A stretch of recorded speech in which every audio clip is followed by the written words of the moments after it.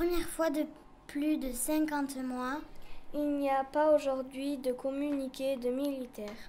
Il en sera ainsi les jours suivants. Le grand quartier général a annoncé ce matin qu'il n'y avait pas de communication à faire. Personne ne s'en plaindra puisque cette absence d'information ne s'explique que par l'absence d'hostilité. On ne se bat plus, on ne se battra plus, mais il y aura tout de même des mouvements militaires qui ne seront exécutés conformément aux termes de l'armistice. La patrie, 12 novembre 1918. 11h du matin, un coup de canon, écoutez. Les groupes se taisent anxieux.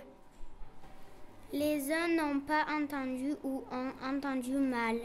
Mais les autres ont déjà la certitude irradiante. Quelques secondes s'écoulent. Une deuxième détonation retentit dans le lointain. Ça y est. La joie éclate, encore quelque peu retenue, semble-t-il. On craint tellement de se tromper. Pendant 4 ans, la guerre a été si fertile en désillusions. Mais on perçoit un troisième coup de canon. Et dès lors, de minute en minute, s'égrène la salve annonciatrice que suit bientôt le tintement des cloches.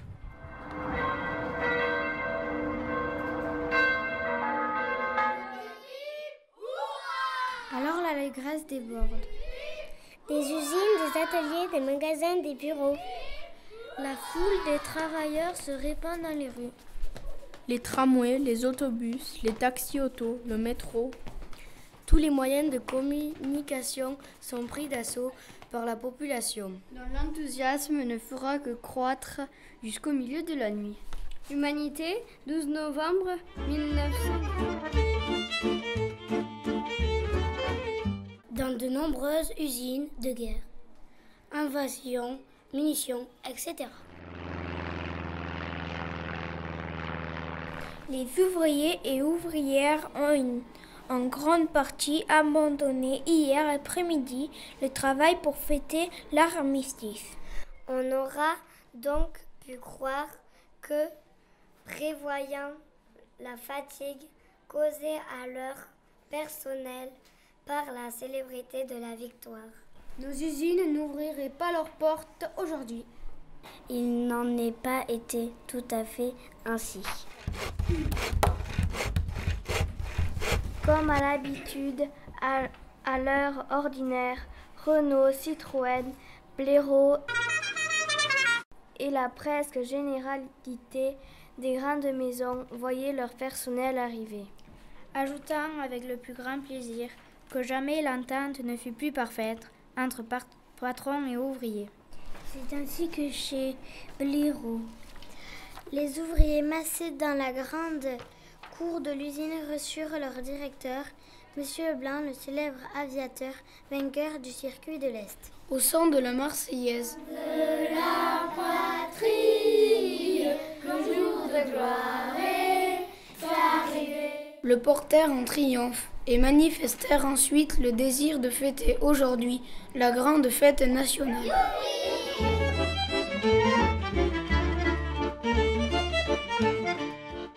La joie à Paris.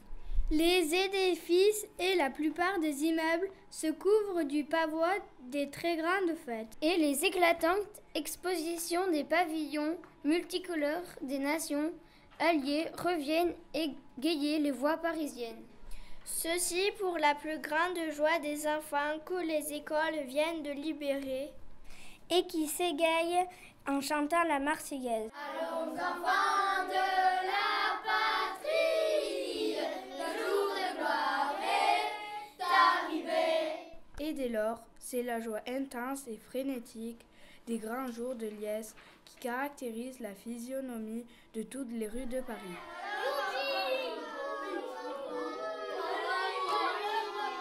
Dans les principales artères, la circulation de voiture devient par moments extrêmement difficile, même impossible. Tellement le fleuve des piétons est dense sur le chaussée ainsi que sur les trottoirs. À l'hôpital du Val-de-Grâce, les blessés et les malades. En apprenant la signature de l'armistice, poussait des cris répétés.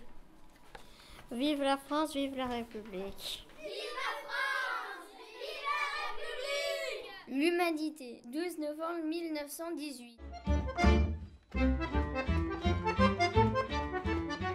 La nouvelle de la conclusion de l'armistice, immédiatement télégraphiée, arrivait au cours de la matinée dans les grandes villes de province. Elle a partout soulevé le même enthousiasme.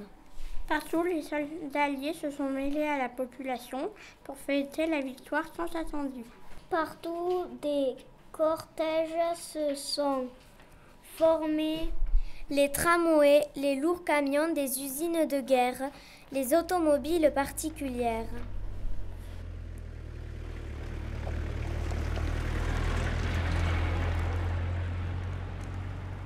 Pavoisés et chargés d'une foule joyeuse, ont circulé non sans peine à travers les rues et les avenues. Les cloches ont sonné pour célébrer la fin du fléau, comme elles avaient sonné il y a 4 ans pour annoncer la mobilisation.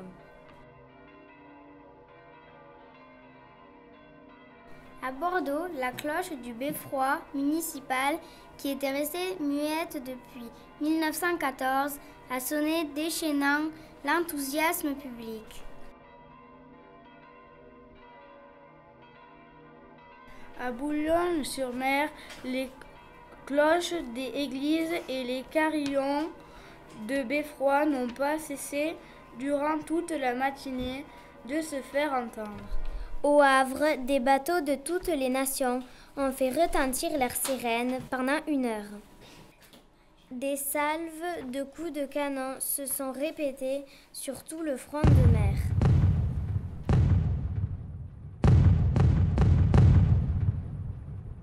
Sur la rade de Toulon, les unités navales françaises et les bâtiments de guerre alliés ont abordé les pavois des grands jours. À Lyon, un cortège émouvant formé des mutilés de l'école Joffre a parcouru les artères principales de la ville en chantant la Marseillaise. Au devant de la patrie, le jour de gloire est arrivé. Le soir, les monuments publics ont été illuminés. Partout, les enfants des écoles ont eu congé et se sont mêlés joyeusement à l'enthousiasme général.